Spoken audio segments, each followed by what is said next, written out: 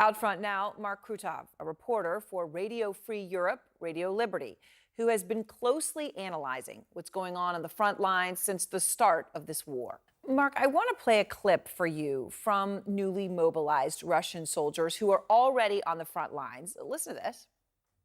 Вот с такой хуйней, блядь, в учении, блядь, в какой-то непонятном доме не сидят, блядь. We've got this shit for training.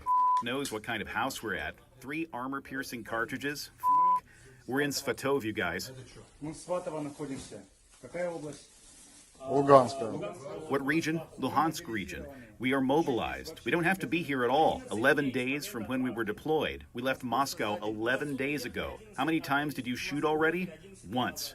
3 bullet cartridges. So, Mark, that was their entire training. He says there that they shot 1 time, 3 bullet cartridges. That was the extent of the training.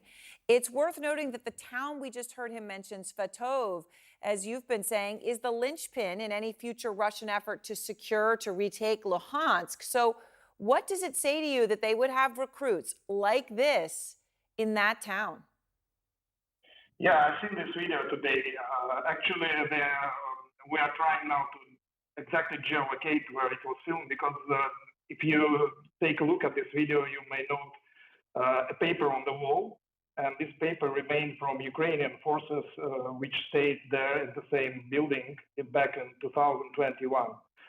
So I think probably Ukrainian army would be able to geolocate this place. As for the training, yes, that's a very common problem.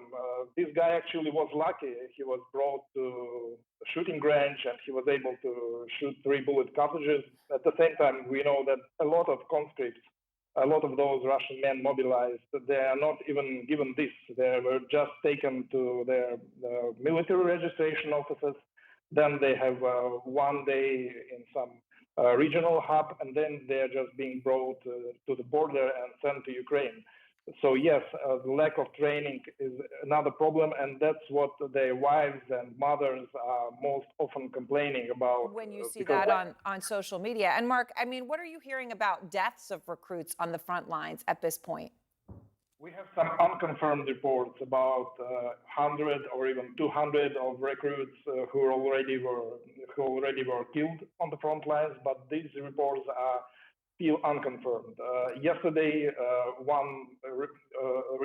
there was a story about one conscript who was allegedly killed, and his mother actually learned about that, not from her military registration office or from the Ministry of Defense. She learned about that from social media. And only after that, she was able to call the military registration office. They said to her that they don't know nothing. Then journalists started to call authorities. They said that they don't know. At one moment, they said that he is wounded, not killed. But most probably he was indeed killed, but this is unconfirmed. But we have confirmed reports about recruits being taken prisoners of war. This we have, yeah. Mark, thank you so much. Thank you, Ariane. So this afternoon, I am offering this resolution that the committee direct the chairman to issue a subpoena for relevant documents and testimony under oath from Donald John Trump in connection with the January 6th attack on the United States Capitol. Thank you, Mr. Chairman. I yield back. Gentlelady yields back. If there's no further debate, the question is on agreeing to the resolution. Those in favor will say aye. Aye. Aye. Those opposed is no. In the opinion of the chair, the ayes have it. Mr. Chairman, I request a recorded vote. A recorded vote is requested. The clerk will call the roll. Ms. Cheney. Aye. Ms. Cheney, aye. Ms. Lofgren. Aye. Ms. Lofgren, aye. Mr. Schiff. Aye. Mr. Schiff, aye. Mr. Aguilar. Aye. Mr. Aguilar, aye. Mrs. Murphy. Aye. Mrs. Murphy, aye. Mr. Raskin. Aye. Mr. Raskin, aye. Mrs. Luria. Aye. Mrs. Luria, aye. Mr. Kinzinger. Kinzinger, aye. Mr. Kinzinger, aye. Mr. Chairman. Aye. Mr. Chairman, aye. The clerk will report the vote. Mr. Chairman, on this vote, there are 9 ayes, and 0 noes. The resolution is agreed to. Without objection, a motion to reconsider is laid on the table.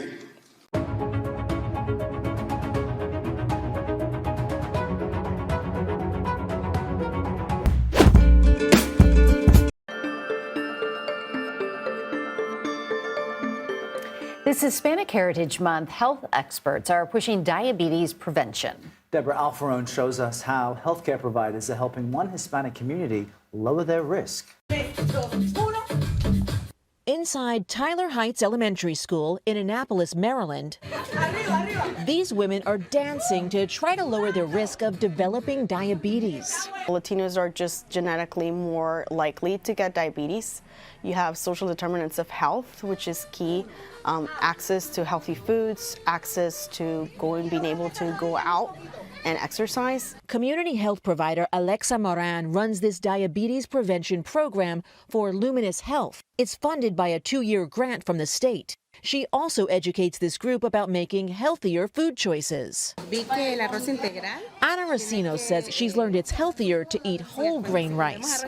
Moran says the idea for the program came to her while managing a pop-up vaccine clinic during the pandemic. It created an opportunity to ask those people, what do you need, what are you looking for, and to really see all of that they were struggling with, like no meds, no access to health care, and all of these other social determinants of health that really became apparent. For 400 years, we've been at this work, right? And disparities still exist. We have to be intentional and deliberate in acknowledging those differences and making that a part of the way that we deliver care. Taking a step closer towards prevention while embracing their unique needs. Deborah Alfarone, CBS News, Annapolis, Maryland.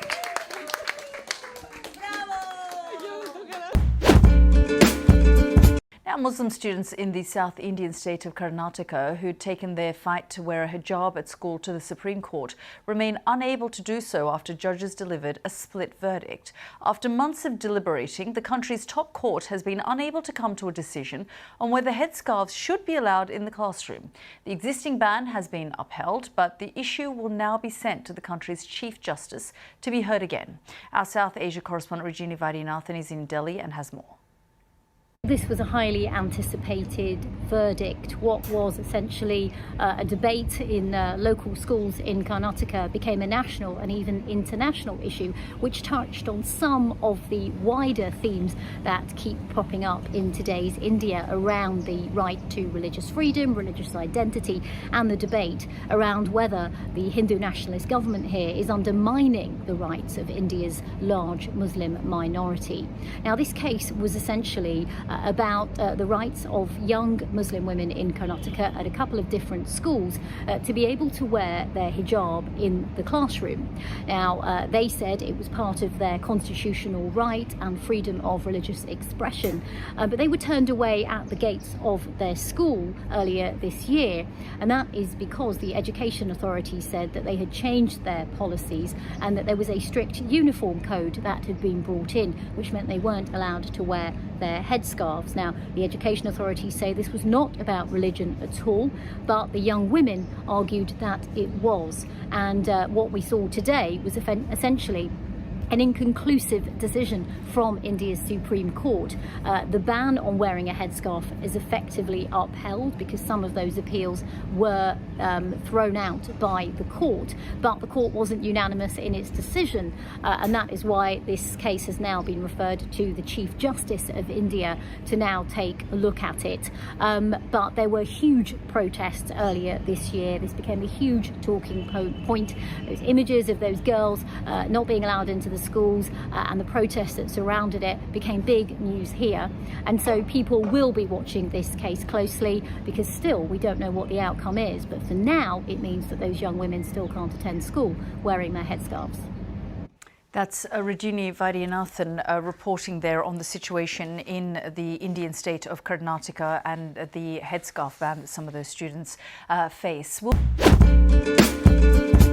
69-year-old Frances Walker is being remembered tonight as generous, kind, and caring. She's a really good person, and bad things happen to good people sometimes.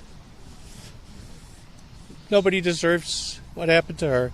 The beloved woman was involved in her church community and was an accompanist at the Evanston School of Ballet for many years. She spends her time in church, playing piano in masses, in weddings, and, like funerals and all that. And she loves music. Investigators believe one of her tenants killed her using a butcher knife. Her remains found in a freezer inside her boarding house near Washtenaw and Thorndale Monday night. The detectives believe the crime actually occurred in the victim's bedroom, and then they do believe that the dismemberment took place on the first floor of that residence. Sandra Kolalu has been charged with first-degree murder and concealment. NBC5 learned she was in the process of being evicted.